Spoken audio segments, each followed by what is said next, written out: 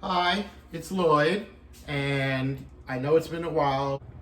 Lloyd's cooking again, and here's what I want to tell you.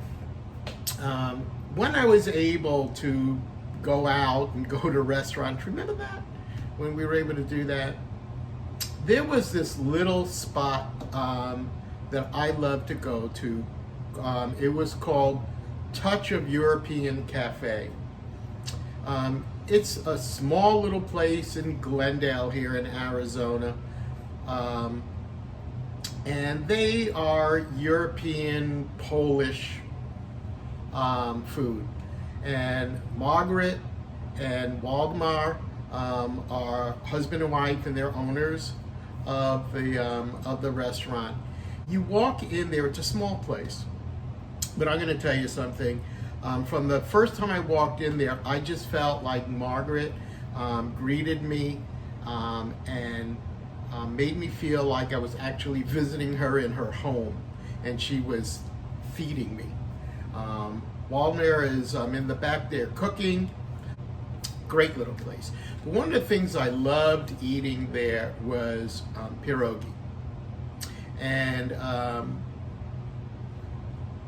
I loved it because it brought back some, nice memories. My wife, Batia, her mother, Lottie, we would go to their house just about every Sunday for a while. But she would make pierogi, potato and onion pierogi, and a prune pierogi. Yeah, that we're gonna do that too. And but we would go and eat this, and we were so excited when we found out she made pierogi and we were going to have pierogi.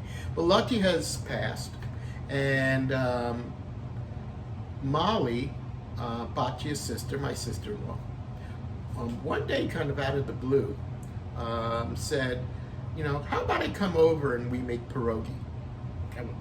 What am I going to say? No? Make pierogi in my house that I can put in my mouth? Yes, please come. So she did, and shared Lottie's recipe, and made it. And so I've eaten that whole batch. Not just me, Batia, and also. But it really is a family favorite. And so I just been having a hankering for pierogi. And since I don't quite feel safe yet to go to my little European place in Glendale, I'm gonna have to make it myself, I guess, which is fine. You know me, I love cooking. I will say though that mine is a little bit different from the ones that they make at the cafe. They make a potato and cheese. I've seen there are restaurants dedicated to nothing but pierogi, and they have, I guess, whatever they can stuff in there, they do. Mushroom and sauerkraut and all kinds of creative things to stuff in it. But in our house, at Lottie's house, onion and potato, no cheese, onion, potato, and prune. All right, prune is Batia's favorite. So when I'm making pierogi, you better believe I'm making a batch of prune with it. And so we'll be doing that. So anyway, I wanted to kind of talk to you a little bit about the pierogi. Depending on whether you're Jewish from Poland or not Jewish from Poland, that will have a big difference. So I know when I go to the pierogi place, they would tend to sprinkle bacon bits on theirs. So I, being of Jewish households, we would not put bacon on our pierogi, and we don't. All right, so no bacon. But you may find that happening, and it's just different regions, different religions, and cultural influences in the pierogi will have slight differences. But as far as the dough to make the pierogi and all that, That's pretty consistent. And so once you know how to do that, you will know how to do to make anything, and you can be as creative as you want with it. All right, so let's talk about pierogi. There are two parts to it. One is the dough, and one is the filling. All right, so what we're going to need as far as the filling goes is we're going to need about 2.5 to 3 pounds of potatoes, russet potatoes. All right, so we're using the russets. I buy a 5-pound bag, and there are approximately 10 potatoes in a bag. I use about 6 of those to 7 of those potatoes. All right, so a little over a half of the bag of the 5 pounds. So I'd say about 3 pounds, 3.5 pounds of the 5. All right, from that batch, I'm going to be using 1 cup of it for the dough, and the rest will be used for the filling. All right, so just so you know what's going to happen with that. All right, we're going to need eggs, and we're going to need 6 cups of flour. This is for the dough. 6 cups of flour. We're going to use 1 cup of mashed potato. So we're going to be peeling these, boiling them in salted water, and then from that batch, I will be removing 1 cup to go and put into the dough. So that's why I'm using about 6 to 7 of these. So a little more than half the bag for that. All right, and 2 eggs in the dough, and 1.5 cups of water approximately. All right. So what I'm going to need to do first is to start getting the potatoes going. So I'm going to peel the potatoes. I'm going to cut them in quarters. I'm going to put them in a pot of boiling salted water, kind of salted like you would for pasta. So you want it salty, not Dead Sea salty, all right, but a nice, pretty good salted water like you would for pasta. So I'm going to peel them, quarter them, put them in, boil them so that I can mash them. So they're soft, so we can mash them. All right. So you don't have to watch me peel potatoes and all that. So I'm going to go and do that and get it in the pot, and then when I have that go, I'll come back and we'll talk about what else we have to do. All right. So see you in a little bit as I get to peeling. Okay, so I have peeled all my potatoes, I've quartered them, and I have them now in a pot of salted water that I have simmering until I can put a fork easily through it. I don't want to, you got to be careful, especially with russets. If you boil them too hard or too long, you wind up with very soggy, just fall apart, mushy, unusable potato. So you don't want to hard boil it. You want to have it come up to a hard boil and then lower it down to a nice rolling simmer and just let that cook. I'm going to say maybe about 10 minutes or so. We'll go ahead and start checking them. Again, because you quartered them, they will cook faster than as if you just put the whole or half. The smaller the pieces, the quicker everything cooks. So quartering it is a good way to get those potatoes to cook up a little bit faster. All right, so we're going to continue to do some prep work. So the dough is going to require 2 eggs. I like scrambling my eggs as my part of my prep because it just, hang on. Here it is. I like taking a paper towel, put it down, so when I crack my eggs, I put my cracked egg on there or throw it into my garbage bowl. I talked to you guys about that as well. But at any rate, whoopsie. So I like breaking it into a separate bowl and then whisking it together so that when I'm making my dough, if you pre-mix your egg, it just helps it to get all incorporated evenly throughout your dough faster. All right. Got my little egg whisk.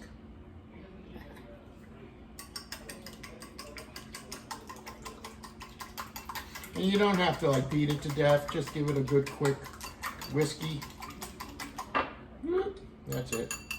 All right, so I'll have that.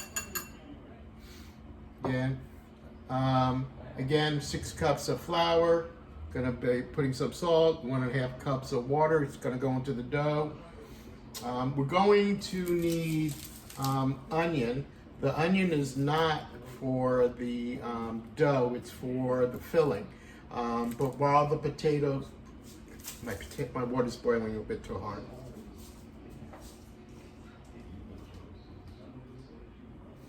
There we go. That's why it's always a good idea, always keep an eye out. But anyway, you want to dice your onion.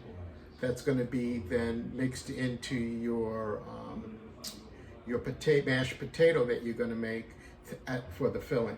All right, but I thought it would be a good idea once again to kind of show you guys how to properly handle an onion. All right, I just know too many people have gotten seriously hurt with it. So again, I use this knife to cut my potatoes. I have all this starch in it. So I'm just going to take a paper towel and kind of clean off my blade a little bit here of that stuff. Tip the blade in the hot water with the potato just to use to help to wipe off the starch off my blade. See, nice and clean. Now remember, what's my rule before you cut with your knife? All right, especially something like an onion. That's right, you got to steal it. All right, again, about 4 or 5 strokes. 2, 3, 4. 1, 2, 3, 4. Then 2. And then 1, 2, 3, 4. Boom. That's not that much time, right? You can take that amount of time out of whatever you're doing just to make sure you. Now, why am I wiping it now? Again, when you use your honing blade, sometimes little tiny microscopic pieces of metal from your knife will wind up getting shaved off and can be left behind. You want to, it's not going to kill anybody, but do you really want little shavings of your of metal in your food? I don't think so. You don't need it. No nutritional value. So again, get rid of some of that loose skin, all right? So remember, on an onion, you have the side that has the root and then the other side. All right, we're gonna take off the side with that wasn't the root, and then the part that is the root. All right, what I'm going to do is I'm gonna very carefully, I don't want to take off like a big hunk of it there, but right behind the root, I'm gonna just slice off a little bit of that root. So I still maintain that nub that's there. I just took off the spidery pieces there. So that's it. That's what I took off. All right. Makes it better for when you're using it. All right, because you want to avoid cutting on rounded, moving kind of surfaces. You like nice, flat surfaces. All right. So I put it down. I like root side up when I'm doing this. I put my knife there, get it going, and press down, cut it in half. See how nice that went? All right. Then I take the skin off there. All right. So here's the thing. You could see that this has, it's already kind of pre-cut going around. So if I slice down this way, watch what happens.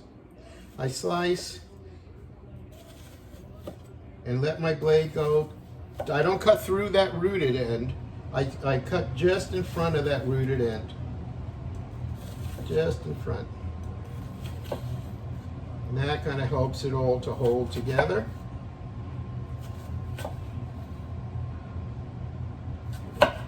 Okay. And now what happens? I kind of use my fingers to hold it all together, but remember the claw. All right, knife stays in contact with my board, and I slice it down. And I slice it down. Now look what's happening here. It's coming out in these beautiful little pieces, okay? So much better than cutting it and then trying to chop it and chop it and chop it. This cuts down your work time. You get nice even pieces this way. Right? Now, how much onion am I gonna need? Okay, I've been getting feedback about this. In fact, my cousin Marty was making fun of me. How much do you put in? I don't know. How much do you like? And that's what I said. I mean, he's being accurate. And I'm gonna say it again. How much onion? How much do you like onion? All right. I'm gonna say minimally 1 small onion or half of a large one. I like onion. So I'm going to use 1 full, medium large-ish of an onion. All right, so again, I take off the skin and stuff, parts. All right, here's my nubby part. All right, that's in the back here. And I begin to make my cuts. I'm making my slices. How thick you make each of those slices, all right, will determine the size of your dice that you're going to get out of this. All right, so I'm putting them fairly close together. I would say each one of my slices is about 1/4 of an inch in thickness, is what I'm kind of getting out of here.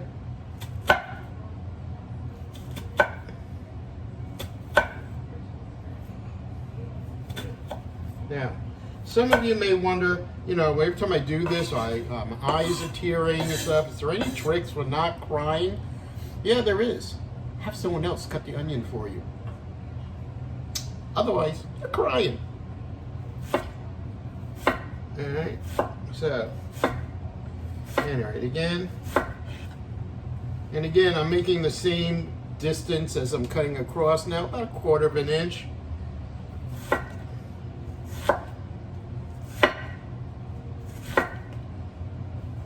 Going across. And so I have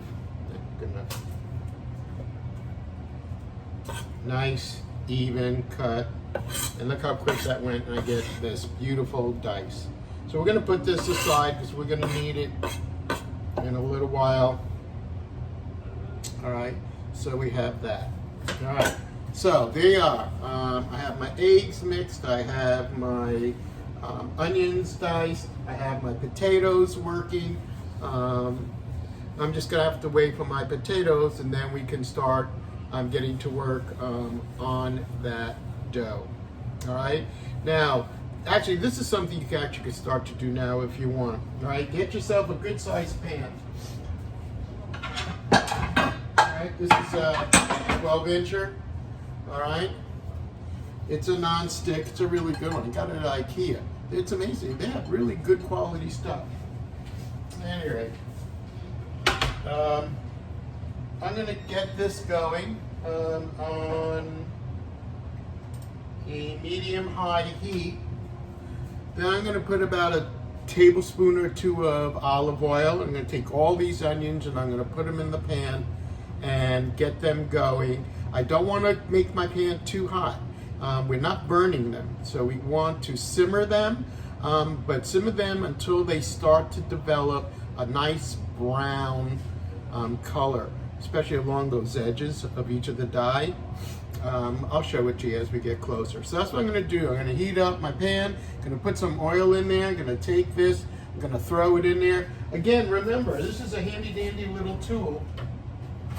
All right. It's a scraper, but it has edges on it. So when I want to scrape up my onion, all right, and I pull it in here, it's like a shovel.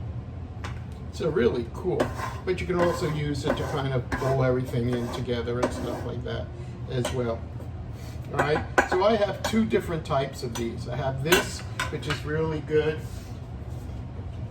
And of course, I have this. This is the one I like using when I'm doing dough as a scraper there. All right, so there you go. So I'm going to heat up my pan. I'm going to put about 2 tablespoons of oil in there. Going to throw all these onions in and get those simmering, and then wait for my potatoes to get done. So once my potatoes are done, I'll be back. So see you in a little bit. Okay, so welcome back. We're making pierogi, and so what we've done so far is I've peeled about 7 potatoes, a little more than half, maybe 3/4 of a 5-pound bag of a potato.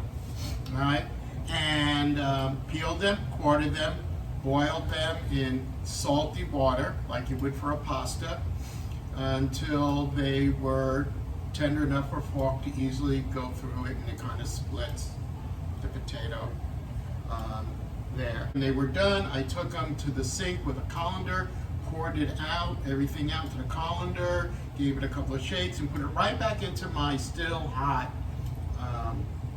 pan that I originally cooked it in. All right, and then using my masher, I mash it. Now, why do I want it back in the original hot pot? There's still water that's in the potato and stuff like that from boiling. This just allows that residual heat and everything. The heat's off. I just have the heat of the pot itself. When I put it back in and I start mashing, it helps to evaporate whatever little water might be left. So I have here, as you can see, a very nice mash. All right. Go ahead at this point and give your potatoes a taste. Depending on how salty you made your water, because remember the potatoes been soaking up all that water that you've been cooking it in.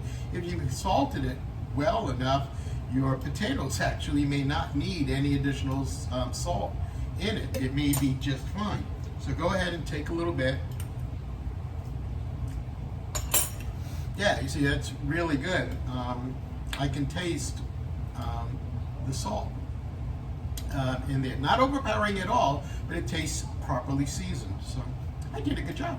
All right, but it's no worry if you didn't salt enough and you're tasting, you go, I'm not tasting any real salt or anything like that.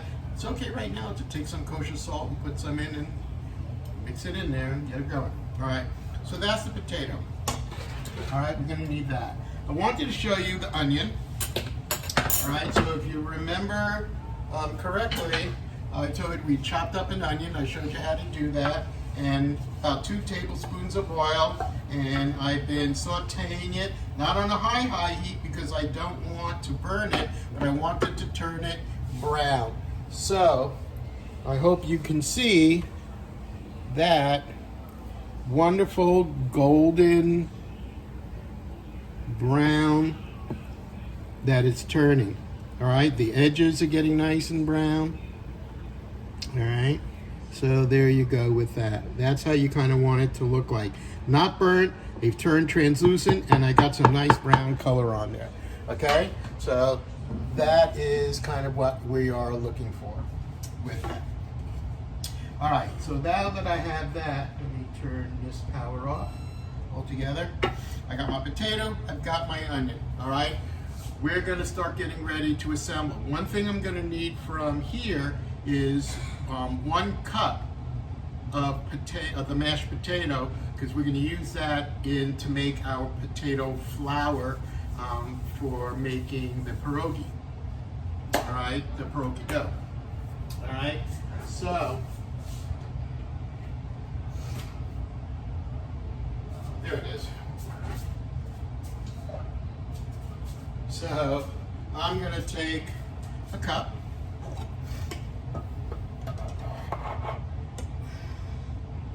Again, and we're not measuring like we would to make bread. We got to skim off just a cup, all right, of flour, all right. The rest of all this is our filling. So what I can do now is I can take my onion, and it can go into my potato mixture here. Again, I used one medium large onion. I think more onion tastes better, and that's what I grew up on. I like that oniony flavor. Alright, so that goes in here, and we just incorporate it into our mashed potatoes for right now. Alright, yeah.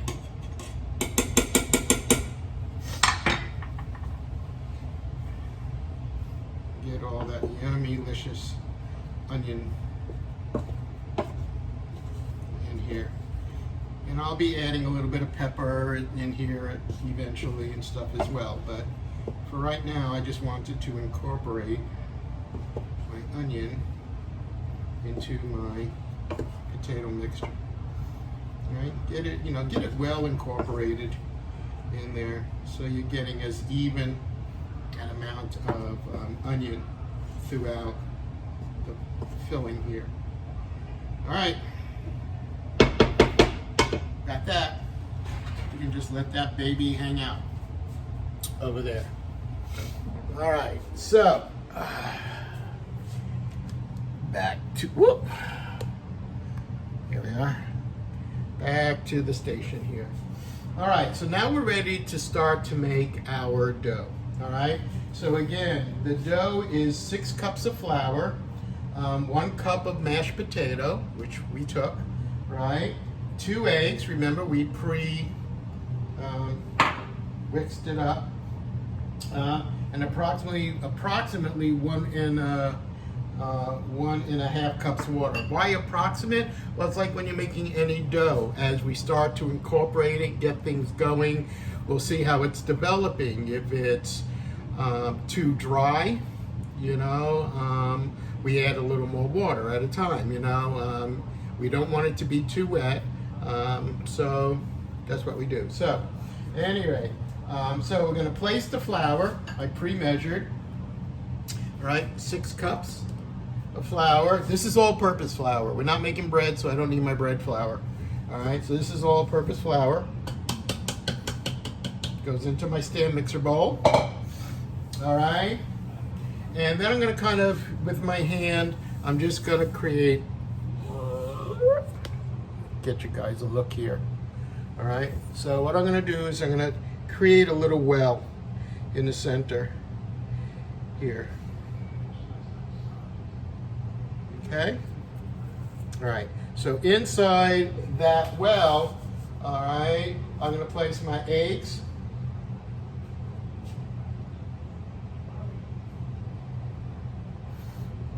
All right, I'm going to place my potato, that 1 cup that we took off our mashed.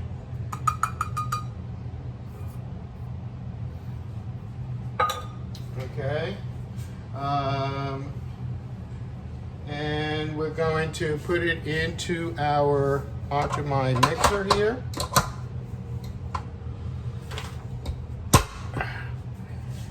Could use my dough hook. So after all, we're making a dough. Bring this up. I'm going to start on the, where's my head? There we are. I'm going to start on a low, number 1 in the mix, just to kind of start the egg and the potato and the flour and get that to start to incorporate together. All right. And as all that starts to kind of incorporate and come together, we're going to slowly begin to add our water to help it to kind of come together. We're going to keep it going until we get a nice, stiff, combined dough. All right? So, get a little bit going.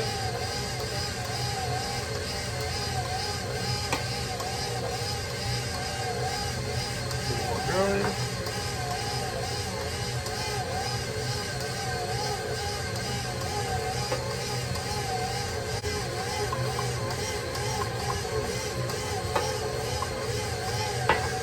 Now, I think I've said before, I'm in Arizona.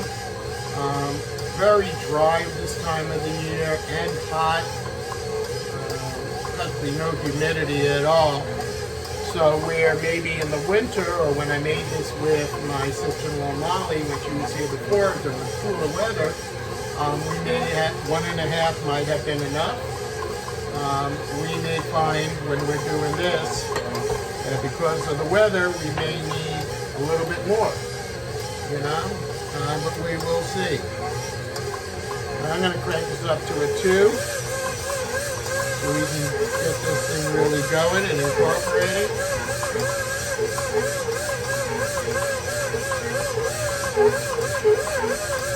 Right, and just like with any other dough, what am I looking for? I'm looking for it to be pulling away from the side, for it to form in a ball. I don't want it shaggy though. I want a nice smooth. So this is I think we're gonna use all the water, to be honest, to get this thing going. There it is. All right. That's 1.5 cups of water that I have in here right now. We're going to let this kind of go for a few minutes. I'm not kneading it necessarily to form gluten. I'm more of kneading it like I would to form a spaghetti or a pasta dough, is what it's really closer to. But I do want it fully incorporated. So I'm going to say that this is probably going to need for maybe about 5 minutes or so.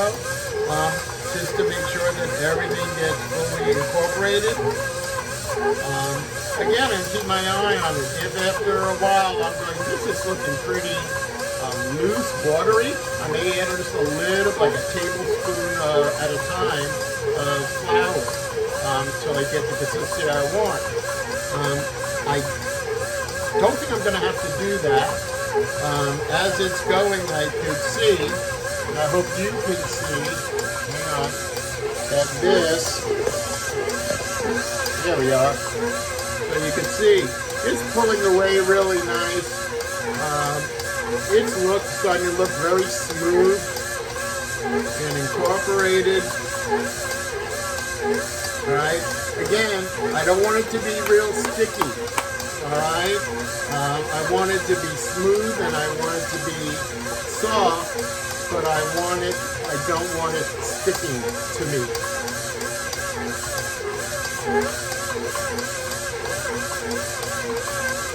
Right, so I'm going to stop this for a sec, and I'm going to feel. See how I can touch it, but it's not sticking to me, but it's tacky. I'm going to let this go a little more.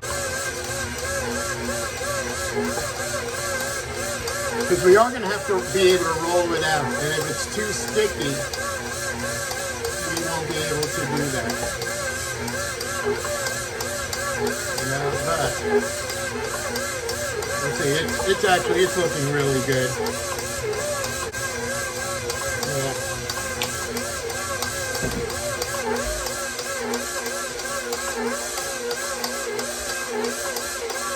So what I'm going to do is I'm going to stop this. All right.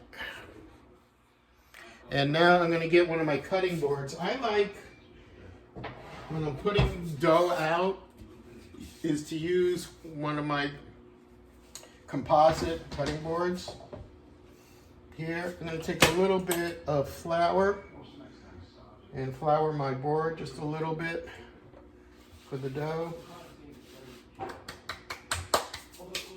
All right, lower this out. Everything is nice and incorporated. Okay, take the bowl out here.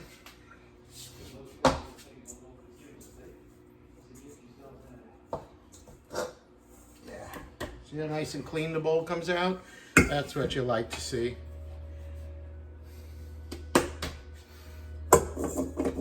Alright, so I'm on my board and I'm just going to kind of get this into somewhat of a ball. It's nice and elastic feeling.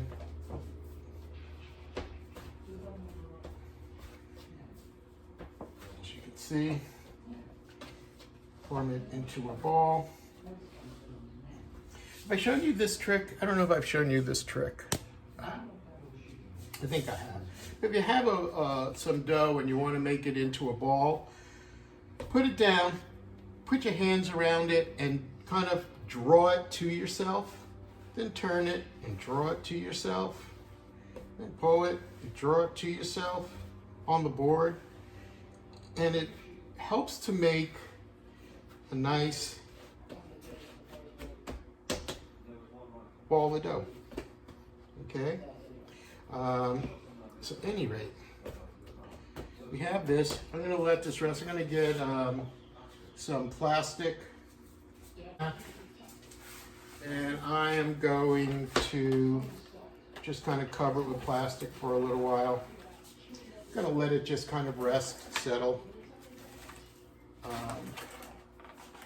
Let all the water kind of incorporate throughout. But I'm covering it because I do not want it to develop a skin and dry out. That would not be good. There we go. So, there's that. And I'm just going to let that sit and rest just for a little while like that. Okay?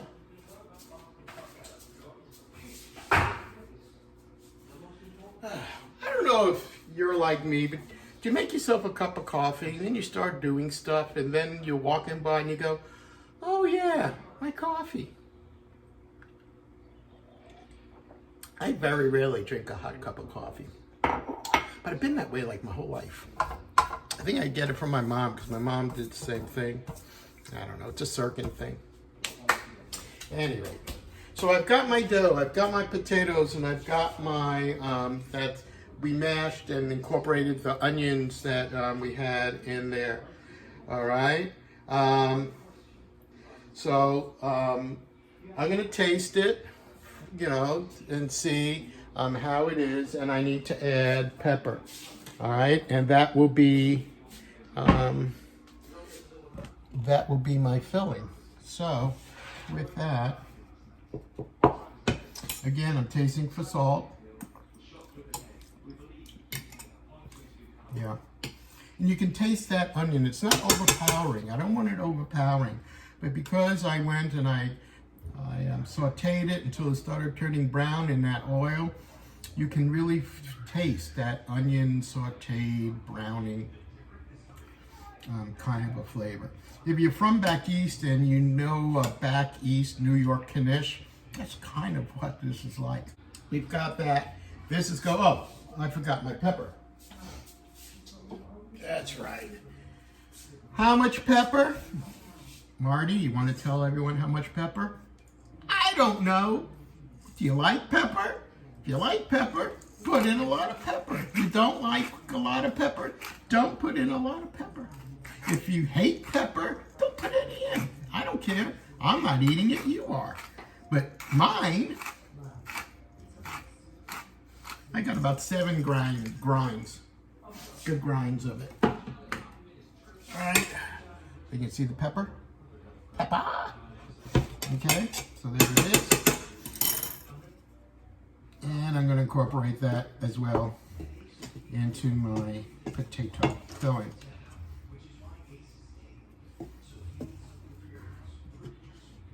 Okay. There it is. Whoop, whoop.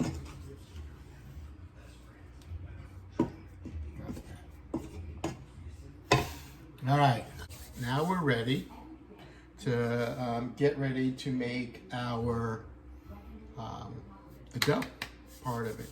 Now, I will tell you that the making of the dough and the actual making and cutting out the pierogies and all that stuff, that is a great activity if you got kids. You know your kids, you know, but even a kid that's in kindergarten can cut the circles out of the dough. If they're old enough and they are able, they have the dexterity, they can help to fold over and pinch, which we'll be going through the pierogies, to form the pierogies. It's a lot of fun, and it's a great way to get the kids involved in this. So this is a very kid-friendly kind of procedure that we're going to start getting into. All right. Any rate, we'll be back in a second to start making our dough. Okay, so we're ready to start making the dough.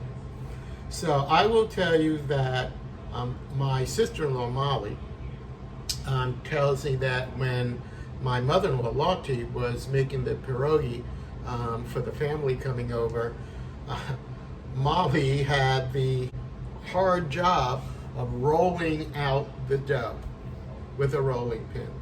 And I mean, it's physical work. It's a lot of work to do that.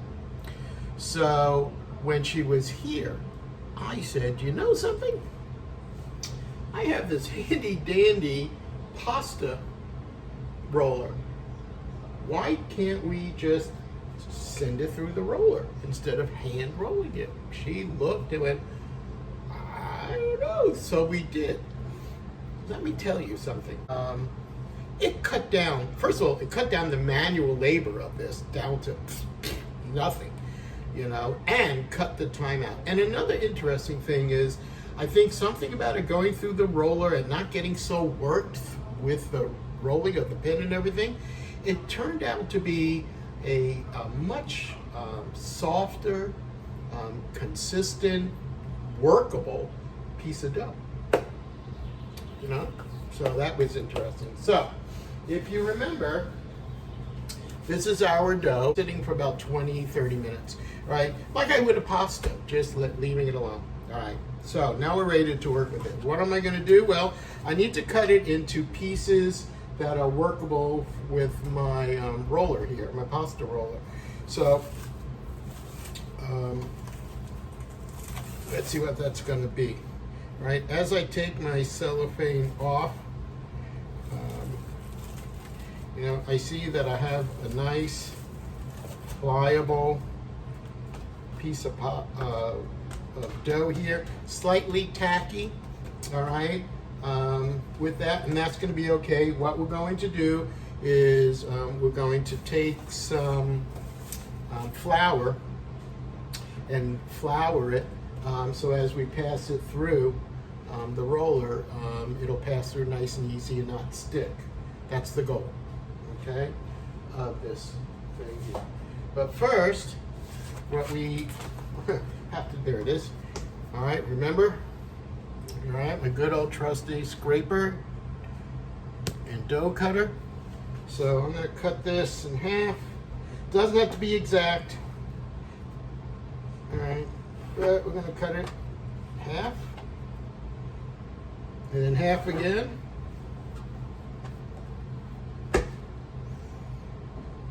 Half again. Okay. Gonna again take a little bit of flour, put it on here so we can work with it. And we're gonna turn that into a ball. We'll see how this works. If I have to even cut this in half, we'll do that, all right? We'll see how it goes. Cut that. That. And this is one, and we're going to start with this one, see how it works. You know something? Just from my knowing and stuff like that, I think I'm going to cut, see what happens if I cut this in half as well. And that way, yeah, I think that's going to work out better. The ones that I have out here, all right, I am going to cover with a damp cloth to help keep it from drying out. I don't want it to dry out. All right, and again, in Arizona right now, everything dries out. All right, so with that, what I'm doing is I'm pressing it down because I want to get it kind of thin to be able to fit through my roller. Now, if you know anything about pasta rollers, they have numbers starting with 1 and going around to, I think, the number 8. 1 is the widest opening that it fits through, and you always start on number 1, and then you pass it through. Sometimes you pass it through a couple of times. We'll see how it goes to kind of get things going, and then we slowly go down a number to 2, up a number to 2 to 3, until we get the thickness that we want. And we want a thickness that's about a 1/4 of an inch, maybe a little bit more than that in thickness. All right, so I have this. All right, I'm gonna sprinkle this again, a little bit of flour, a little bit of flour. All right, good. And all right, 5'1" I need a stool to give me a little bit of height. You know, the world does not adapt to you. You have to adapt to the world. So there I am, adapting to the world. Give me, whoop, now I cut my head off here. All right, no problemo.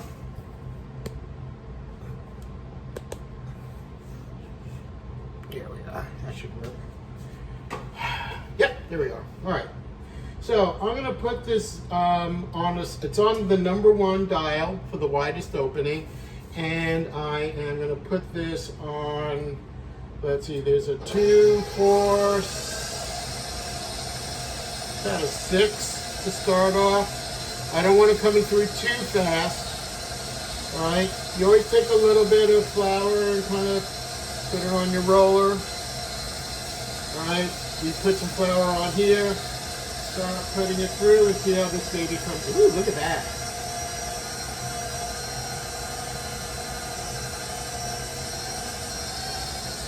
Okay, see that? I'm going to put it down. A little more flour on this side. A little more flour on the other side of this. I'm going to send it through again.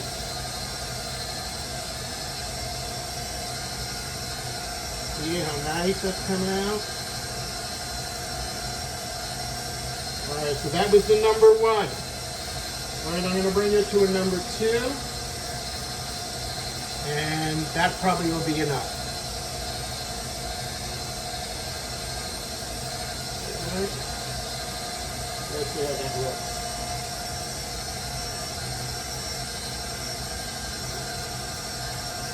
Baby. Yep. Good. So you can see how thin that is. I'm going to place that down. All right, let me turn this off.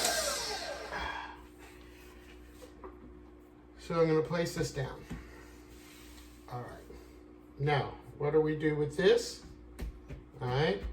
Well, we're going to cut it into rounds. So let me just show you like here. There we are. All right. So again, we can see how nice and thin it is. It's not paper thin. I don't want it paper thin. All right. Because it's got to be thick enough to be able to hold. It's got to be thick enough to be able to hold the filling together, right? So we don't want it too thin. So this is really, really nice.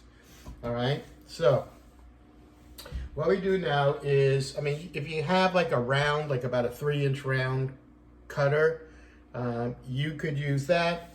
In the old days, they used the glass. So just take it. I give a little turn. That's one. You want to put them as close as you can. See how many we can get out of this one. 2.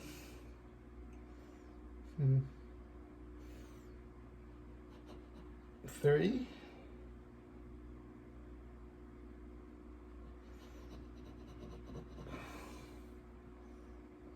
4.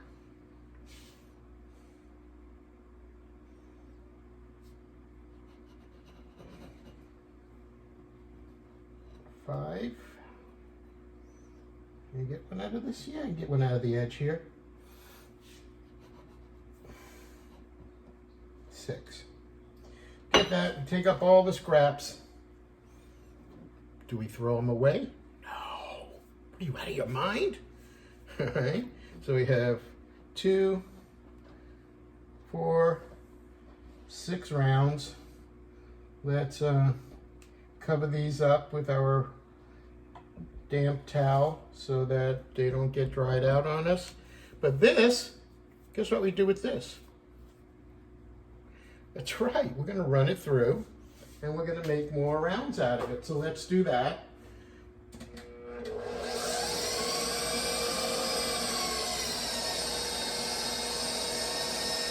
So we press it down and press it down so that we get it thin enough and even kind of to fit through our roller. Make sure you bring it back to number 1. All right, sometimes I forget to do that. So when you're putting in a new set of dough, make sure that you're back to that number 1 to start with. All right, and let's put her through.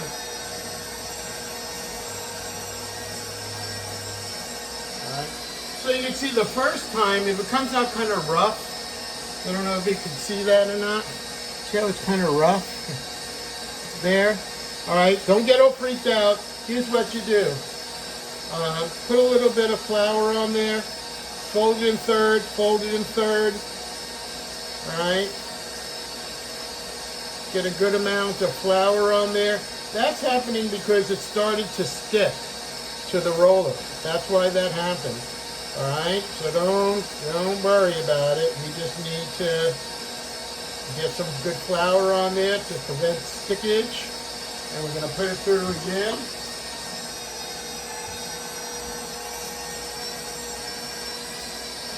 Okay. Put more flour on here. And again, you may have to run it a couple of times. It's all right. Get it looking good. There we go, getting there. One more time. This is all the number 1 now. We're just kind of getting it all smooth. All right, and now we're going to get it to number 2 and pass it through on to number 2.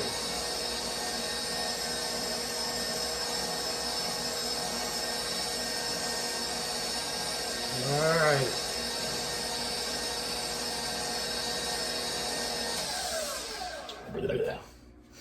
All right, so let's get some more circles out of this baby. All right, this 1, 2,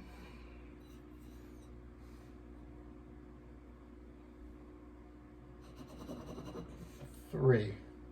All right, got 3 more and I got some more. Now don't throw this away. We're gonna be making more and we'll keep accumulating and that'll give us more dough to make more rounds with. All right, so just take this little piece now. I've got that plastic, and so I'm just gonna kind of put it into the plastic, just kind of keep that moist. But now I have 1, 2, 3, 4, 5, 6, 7, 8, 9 pierogi. That's enough for me for 1 meal. No. 4 to 6, really. All right, but I want to show you what you do now as far as the assembling goes. So remember, I have my mashed potatoes with the onions and the salt and the pepper. That's our filling. All right, and I like using Batia's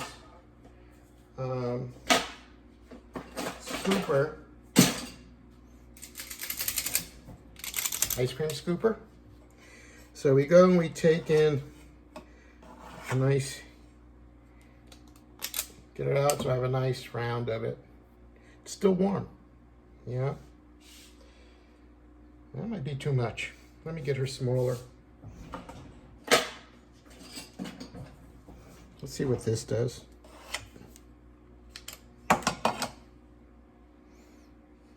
Yeah, all right. So we take it and we put that scoop in there. It's this little one. It's a 1 tablespoon scoop.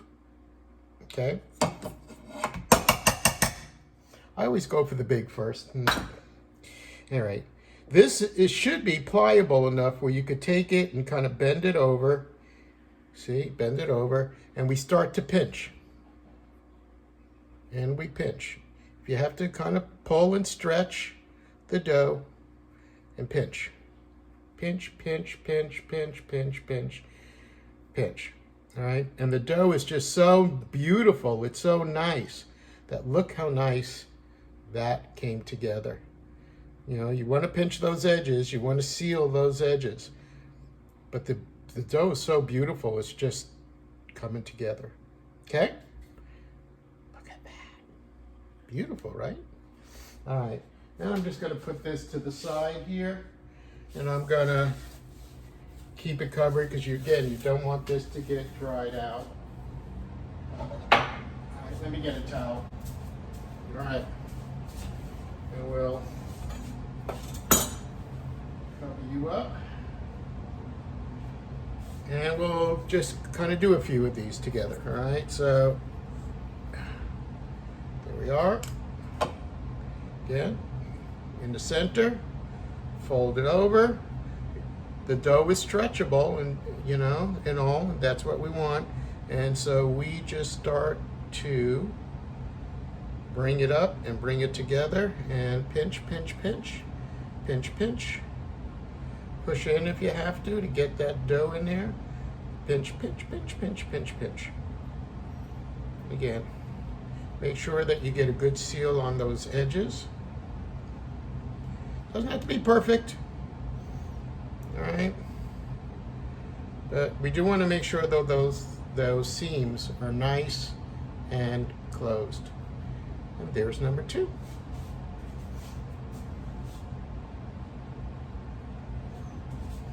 All right. And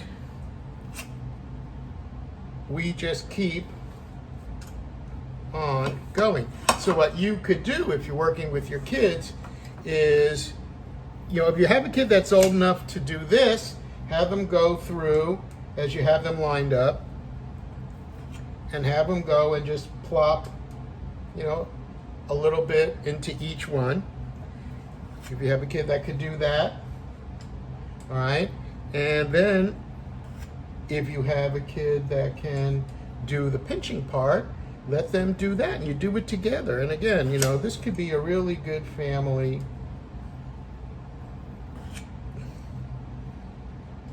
kid-friendly thing. So, got all those out there, and now I could just start taking them one at a time. Again, pull it so that the edges can come together. All right.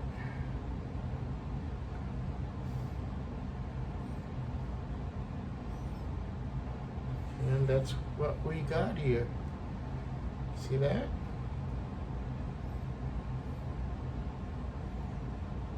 All right. There it is. All right, so tell you what, I'm going to continue to do this. I'm going to continue to use my dough and run it through. And when I have them all kind of together and made, I'll come back and we'll take a look at cooking them. Okay? Got it? All right. See you in a little bit. Hi. Well, quite a bit of time has gone by. I would say a couple of hours have gone by with my making the pierogi. So, full disclosure, this is not like a quick thing. It's kind of like, to me, maybe like what Hispanic families go through when they're making their tamales.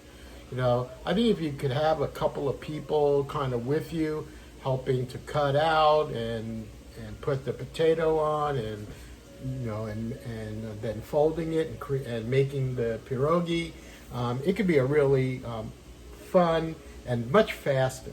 I love cooking, so to me this is fun.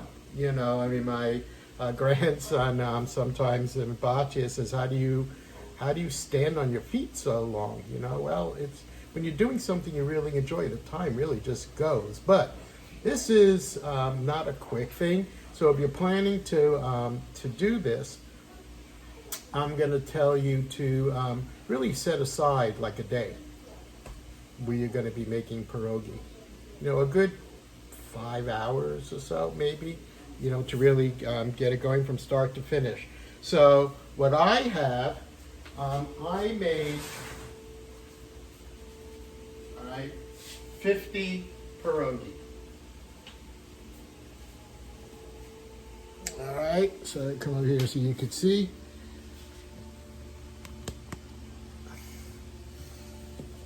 Okay. So I've made 50 pierogi here. What I'm going to do is I'm going to there are going to be 3 of us for dinner. So I'm going to figure 8 pierogi a person. Wait a minute. Baptia? Yeah. 8 pierogi a person? Sure. I have no idea. All right, she said sure. She has no idea.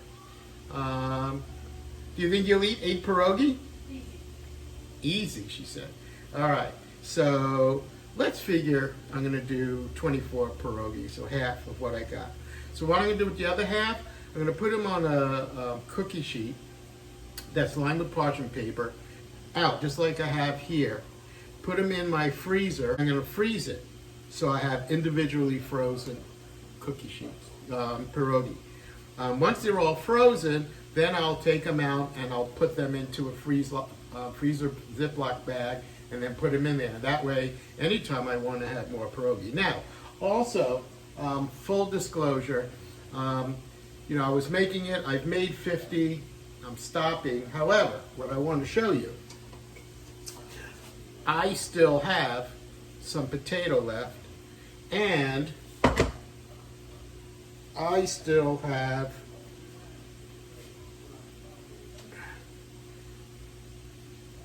dough left. Where's this dough from? When I rolled it all out and I started cutting my circles to make my pierogi, you know, you cut out the circles and then you peel away all the remainder, so just the circles are down. You have this dough. You put it aside. By the time I was done, this is what this is. It's huge. Now, what do I do with this? Well, I'm going to tell you what I'm going to do with this. I am going to freeze it. I'm going to freeze this. I'm going to freeze the leftover potato. Tomorrow or sometime, I'm going to pull it out, let it defrost, and I'll make more pierogi out of it. It freezes really well. These freeze real well.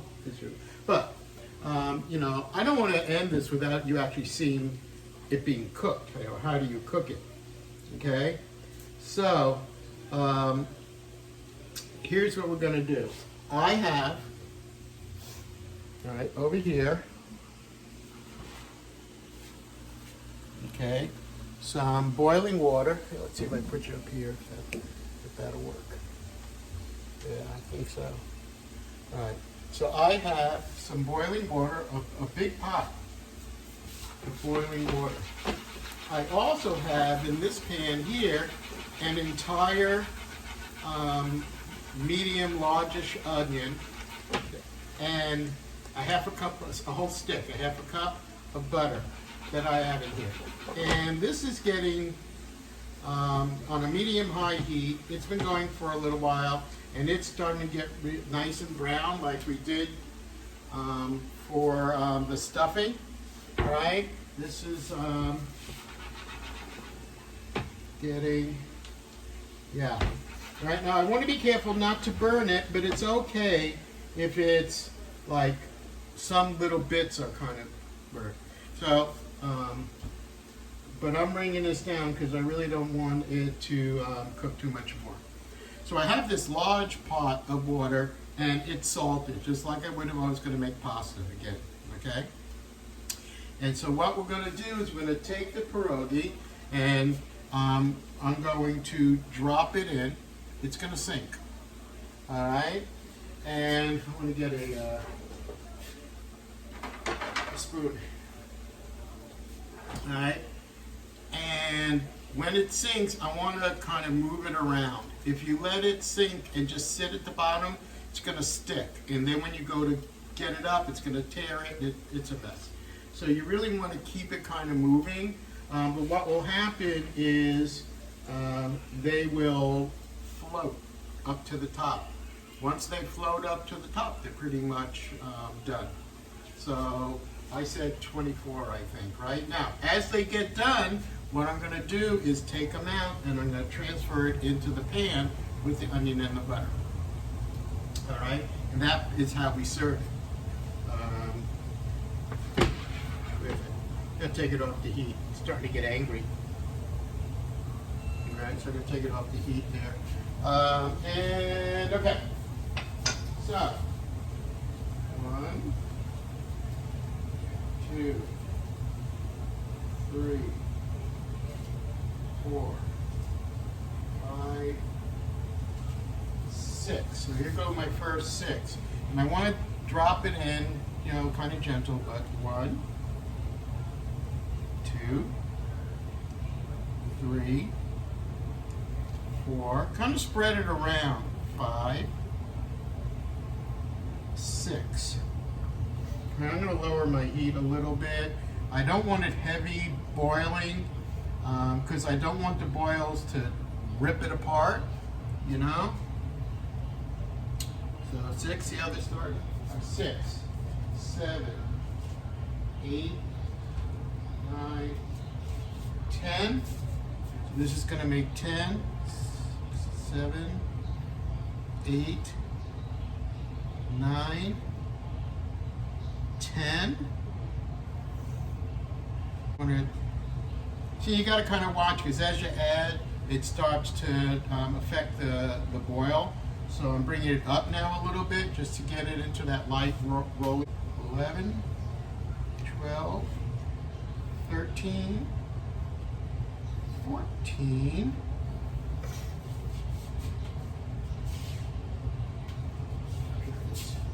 All right, now again, down here, some of them kind of laying on the bottom. I want to just move it around a little bit. I don't want them to sit. So I got what, 14? Keep counting with me. 14. So this will be 18.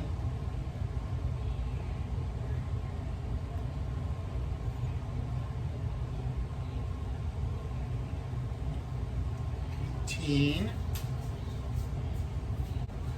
Okay, this is going to make 21. And again, I see some kind of floating down there, which is okay. I just want to move it so that it doesn't get stuck to the bottom of the pan. What number was I up to? 20?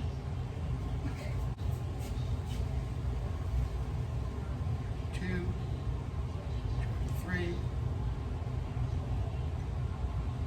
24.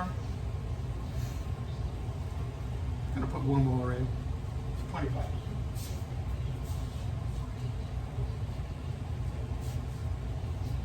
25. I hope, I think. That's right. Okay. And again, I want to make sure that none of them are sticking to the bottom. They floated to the top. And so what I want to do now, here it is I want to par cover it. That means that you leave par, don't put it all the way on there. I'm going to lower my heat because when you par do it, it will increase the surface tension because you've covered it, which increases the ability of it to boil with less heat, something like that. I don't know. Come on, Mr. Science. But anyway, I want to get this back up to a semi-boil.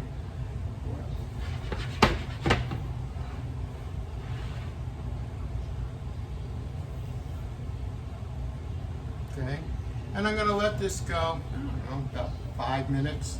Doesn't take long. Like I said, basically it is cooked because it floated to the top like that. But you want to give it a little bit of time to kind of continue to cook all the way through. We'll come back in a little bit when these pierogies are done. All right, so the pierogi has been cooking in our salted water, very large pot. I've got 25 pierogi going on in here right now. All right, and they are, I think they're done. All right, so what we do is I have my pan here, I have my onions I sauteed. I'll be honest, full transparency, they got a little bit overdone, but they're not burnt. And I happen to like it, and Batya likes it that way. It's good. You may not, so you may want to watch it a little bit more. So this is like a half a cup of butter and onion, a whole medium largish onion sauteing in there. So now I'm going to take my pierogi. I'm going to carefully remove them and transfer it into my pot here.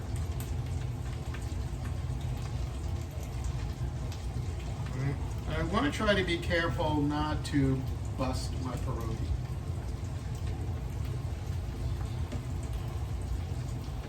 But I have been to places where they have fried their pierogies. I like them that way. Batya doesn't. And as I've said before, I dedicate my life to making her happy. And so we're not going to fry them. But we add it to here. Just going to add it to our mixture.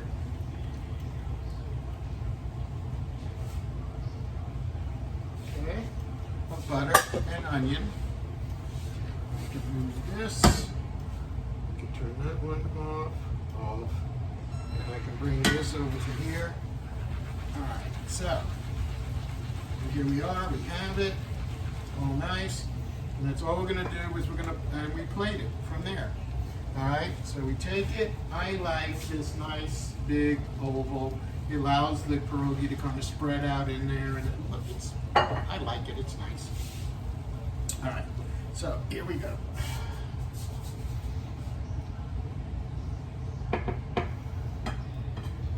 See, what happens is the onion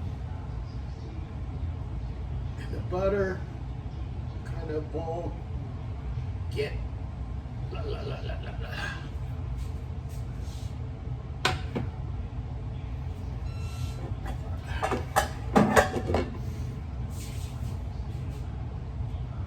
nicely spread out and coat, so that butter and the pierogi and the onion coat the pierogi. The butter helps also for it to not stick. And so we can get a nice closer look. There you go. All right, a beautiful plate. Pierogi, potato, onion, pierogi. We're gonna have this for dinner. All right, we're gonna have that for dinner with a nice side salad, and you know, for us, that's what is great. If you want to, roasted chicken. This goes great with roasted chicken, right? It goes good. Anything that you would use with potato, this is great. Would be a great surprise kind of thing. So that's Lloyd Cook's pierogi. Again, it is a process. You're going to dedicate a good number of hours to it. It's not hard. It does take time. So you're on your feet a lot. So again, like I said, it really is a really good family activity. If you've got kids and you want to get them involved in the kitchen and cooking, and you know they're home and everyone's going, it's like, hey, we're going to make pierogi. All right, and they will love this. So I'd love if you try this, or you have any questions about how to do it, the instructions. Go ahead and shoot me through my webpage, Lloyd Cooks, my Facebook page, and shoot me a question, and I'll answer it the best that I can. But it is pretty straightforward with that. All right. So what's coming up? Brisket. Going to be Lloyd's cooking brisket. So that's going to be happening. Pita pocket bread is coming. I'm excited about that. That's fun. And hummus, making hummus. So that's kind of what you guys can expect. But for now, Lloyd Cooks pierogi. I hope you try it, and you will be amazed. It's great. Hey, I got to clean up. One of the things of making your own is cleaning up. All right, so until I see you again, and I will see you soon, because it won't be long before Lloyd Cooks. Bye.